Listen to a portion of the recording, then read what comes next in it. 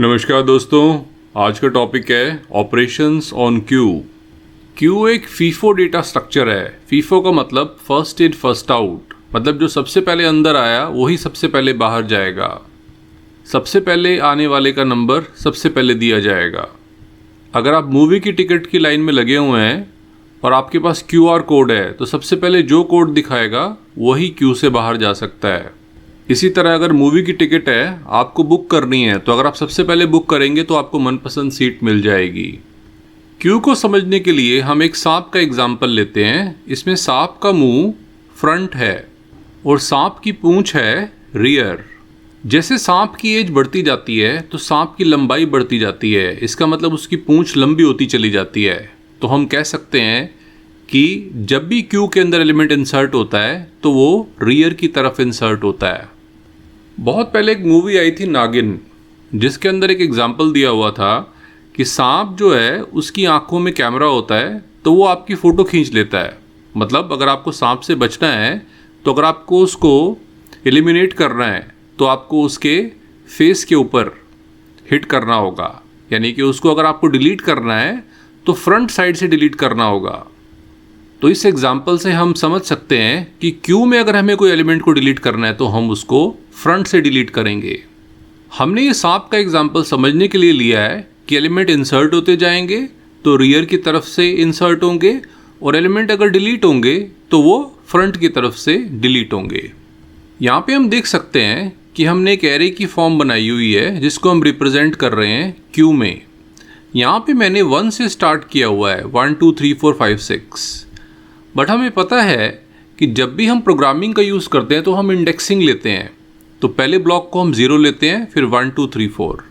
लेकिन हम यहाँ पे एल्गोरिदम्स पढ़ रहे हैं। डेटा स्ट्रक्चर के अंदर हम फर्स्ट ब्लॉक को 1 से रिप्रेजेंट करते हैं, मतलब ये पोजीशंस बता रहे हैं। अगर आप इसी को C प्रोग्राम या पाइथन के प्रोग्राम में इम्प्लीमेंट करते तो आप यहाँ से इसको 0 से इम्प्लीमेंट करते। तो हमने यहाँ फर्स्ट ब्लॉक के लिए 1 लिया है। इस टाइम क्यू के अंदर कोई भी एलिमेंट नहीं है तो हमने यहाँ पे फ्रंट और रियर को 1 से पहले लिया है। 1 से पहले का मतलब 0, तो फ्रंट भी 0 है और रियर भी 0 है। मतलब इस टाइम क्यू में कोई एलिमेंट नहीं है, यानी कि सांप इस दुनिया में नहीं है। सपोज आप इसी को C या पाइथन में इम्प्लीमेंट कर रहे होते और आपने इंडेक्सिंग ली होती 0 1 2 3 4 अप टू 5, तो यहाँ पे आप फ्रंट और रियर को -1 दिखाते। तो यहाँ पे हम क्यू का पहला ऑपरेशन देखते हैं जो कि है इज़ एम्प्टी, क्या खाली है। ये चेक करता है कि क्या हमारी क्यू खाली है। हम देख सकते हैं कि इस टाइम हमारी क्यू खाली है तो ये रिटर्न कर देगा ट्रू। क्यू का नेक्स्ट ऑपरेशन है एन क्यू का मतलब है एलिमेंट को इंसर्ट करना, और ये एलिमेंट रियर में ही इंसर्ट होगा बिकॉज हमें पता है कि क्यू में एलिमेंट रियर में इंसर्ट होते हैं। जैसे कि हमने एग्जाम्पल में लिया था कि क्यू एक सांप है और जब सांप की एज बढ़ती है तो उसके अंदर पूंछ बढ़ती चली जाती है, यानी कि रियर बढ़ता है। तो इसी तरह से एलिमेंट रियर में इंसर्ट होगा। सपोज़ यहाँ पे अभी कुछ भी नहीं है तो पहला एलिमेंट आता है। सपोज़ मैंने डाल दिया 7, तो इस केस में एक छोटा सा सांप का बच्चा आ चुका है। उस केस में हमारा फ्रंट भी 1 हो जाएगा और रियर भी 1 हो जाएगा। तो फ्रंट और रियर जब दोनों 1 होते हैं इसका मतलब हमारे पास क्यू में एक एलिमेंट है। अब मैं एक बार और एनक्यू करता हूँ। सपोज मुझे एक और एलिमेंट इंसर्ट करना है, लेट्स से 9। हम जानते हैं एलिमेंट रियर में इंसर्ट होता है। अब इस केस में फ्रंट नहीं बढ़ेगा, सिर्फ रियर बढ़ेगा। तो रियर बन गया 2, फ्रंट अभी भी 1 पे ही है। एक और एलिमेंट इंसर्ट किया, सपोज 3, तो एलिमेंट रियर में इंसर्ट होता है, रियर आगे इंक्रीज हो गया, वो पहुंच गया 3 पे। एक और एलिमेंट इंसर्ट किया 11, रियर पहुंच गया 4 पे। एक और एलिमेंट इंसर्ट किया 21, तो रियर पहुंच गया 5 पे। एक और एलिमेंट इंसर्ट किया लेट्स से 22, तो रियर पहुंच गया 6 पे। आप देख सकते हैं जब भी हम एन क्यू लगा रहे हैं, मतलब एलिमेंट को इंसर्ट कर रहे हैं, वो सिर्फ रियर ही बढ़ता जा रहा है, यानी कि सांप की पूंछ बढ़ती जा रही है। फ्रंट अभी भी 1 पे ही है।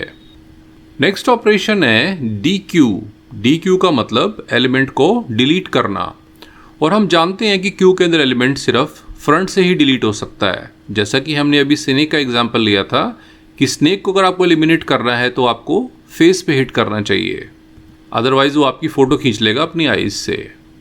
तो यहाँ पे अगर हम क्यू में एलिमेंट को डिलीट करेंगे तो ये फ्रंट से डिलीट होगा, यानी कि 7 डिलीट हो जाएगा। आप देख सकते हैं फ्रंट अभी 1 पे था, तो फ्रंट हमारा शिफ्ट हो जाएगा अब 2 पे। एक एलिमेंट और डिलीट करते हैं, नेक्स्ट एलिमेंट डिलीट होगा 9 और हमारा फ्रंट हो जाएगा अब 3 पे। एक एलिमेंट और डिलीट करते हैं तो यहाँ पे 3 डिलीट हो जाएगा और हमारा फ्रंट आगे मूव कर जाएगा। यहाँ पे आप देख सकते हैं कि जब भी एलिमेंट्स डिलीट हो रहे हैं तो सिर्फ फ्रंट शिफ्ट होता जा रहा है, रियर वहीं का वहीं है।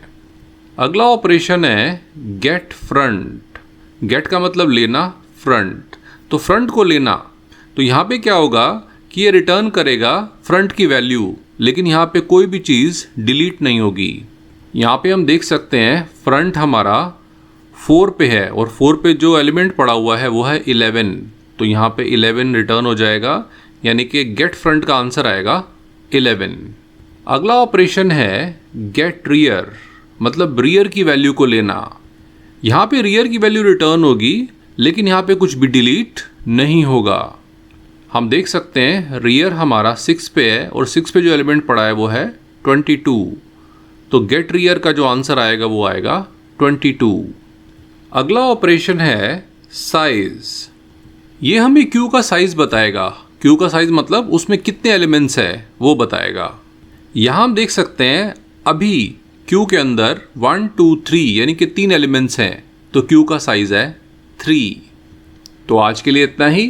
अगर आपको मेरा लेक्चर पसंद आया तो मेरे चैनल को सब्सक्राइब करें और अपने फ्रेंड्स के साथ शेयर करें। Thank you.